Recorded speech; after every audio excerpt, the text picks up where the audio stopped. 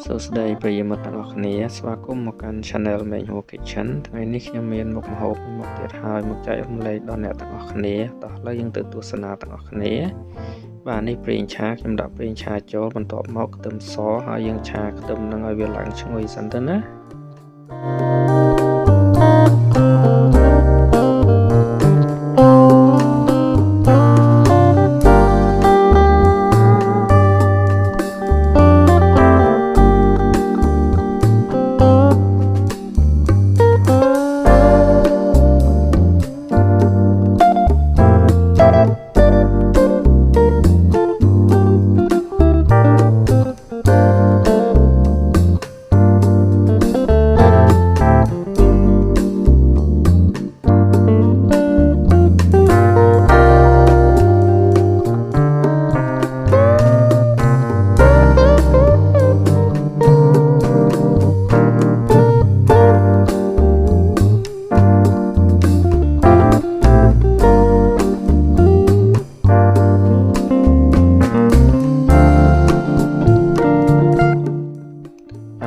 យើងឆាគ្រឿងនឹងឡើងឈ្ងុយហើយខ្ញុំដាក់លៀសចូលបាទលៀសសមុទ្រហ្នឹងយើងមុននឹងដាក់ចូលយើងលាងទឹកឲ្យស្អាតសិនណា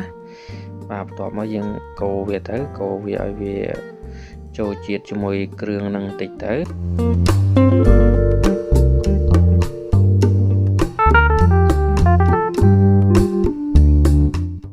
ហើយនេះស្ករសខ្ញុំដាក់មកស្ពាកាហ្វេហើយនឹងប៊ីចេងបាទកន្លះស្ពាហ្នឹងហើយនេះម្សៅស៊ុបបាទម្សៅស៊ុបកន្លះស្ពានឹងដែរហើយទឹកស៊ីអ៊ីវបាទហើយនេះទឹកត្រីខ្ញុំដាក់មកចុងស្ពាហ្នឹងហើយបន្ទាប់មកយើងកូរគ្រឿងហ្នឹងឲ្យវាចូលជាតិជាមួយនឹងលៀសហ្នឹងទៅណា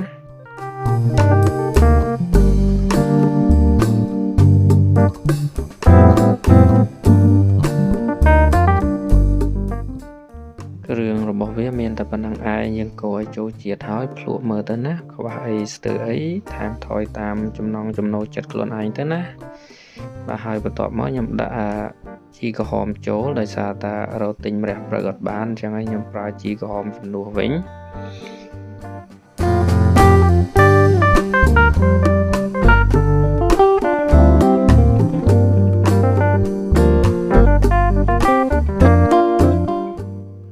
តែប៉ុណ្្នឹងឯងរួចរាល់ហើយណាសម្រាប់មុខម្ហូបលៀសសមុទ្រឆាអំពិលទុំតែប៉ុណ្ណឹងយើងដួសដាក់ចានទៅអាចហូបបានហើយអូខេអរគុណច្រើនសម្រាប់ការទស្សនាហើយបើបងប្អូនចូលចិត្តវីដេអូនេះសូមកុំភ្លេចណាជួយចុច like ចុច subscribe ចុច share ផងអូខេ